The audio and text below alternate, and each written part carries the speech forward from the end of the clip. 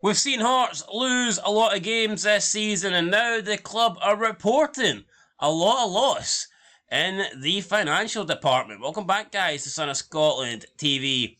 Last year wasn't a good year for Hearts, at least off the pitch. On the pitch, it was no bad. We finished third best team in the country. Steven Naismith looked like he was proving some doubters wrong. Me being one of the biggest doubters, even though this year we all found out that he was a fraud and that he absolutely sucked. But anyway, we're not here to talk about Naismith or the results on the pitch. We're here to talk about the lack of European football. You could say the lack of the results from the end of the 2022-2023 league campaign meant that Hearts missed out on third place. That meant you've no longer got the guaranteed European football, and that appears to have been a big loss financially for the club. So Hearts did announce today that they have lost £4.2 million, or at least that is what they are down in last season due to obviously not having that Europa Conference League. So a loss of £1.2 million was made on ordinary activities and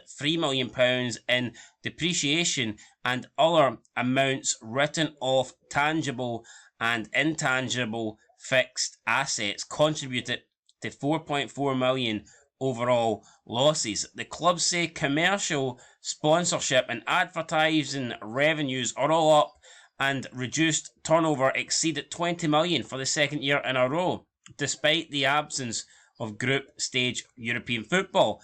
Staff costs rose by 1.1 million to 16.4 million, and net assets are listed at 20 million, down from 24 million.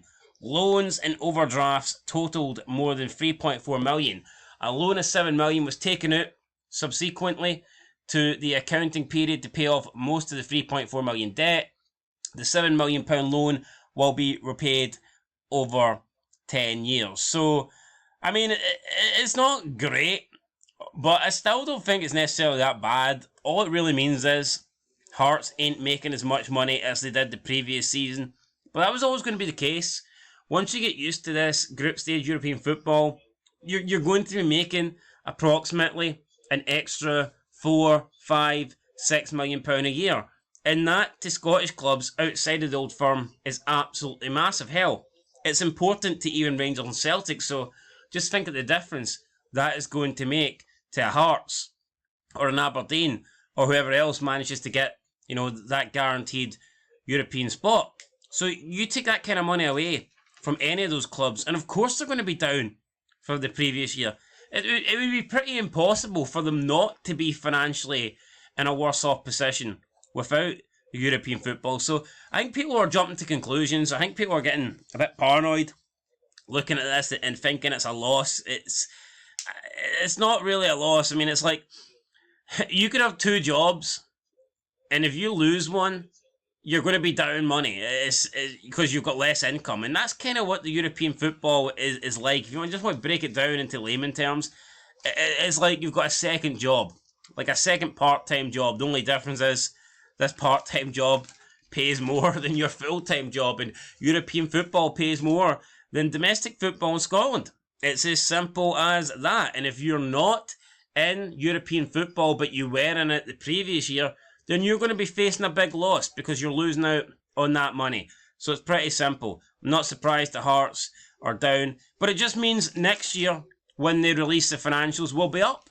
We'll be up and we'll be up even more because of this new European format, the extra games, and I think you get bigger bonuses now and bigger prizes for actually winning games. So, I mean, it is what it is. We may be down 4.2 this year, but I guarantee you next year we'll probably be up 6, 7 million than we were this year. So, swings and roundabout, guys. Crucial thing is be in European football every season. If you can consecutively be in European football, then you're going to grow as a club. You're going to improve as a club. And that's what Hearts should have done. But unfortunately, last year we gifted the European spot to Aberdeen. So, yeah, and it looks like we've done that again this year as well. So, fucking hell. It's just Aberdeen and Hearts, they're just one in, one out, one in, one out. And if one of these teams could consistently be the third force and they could get the guaranteed European football money every single year, if they were getting an extra like 6 million every year, that's 24 million over the 4 years, rather than sharing it. So assuming Aberdeen are the ones that get third or second and they get the European football next year, that means it's going to be Hearts, followed by Aberdeen, then Hearts and Aberdeen again. And it just means that the clubs are kind of staying in a similar position in terms of financial revenue.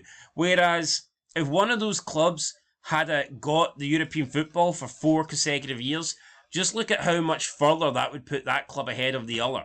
So yeah, that's probably the way a club is actually going to get close to Celtic and Rangers. That's probably the best way a club is going to challenge. First of all, I think to challenge the top two, you need to pull away from the rest of the pack.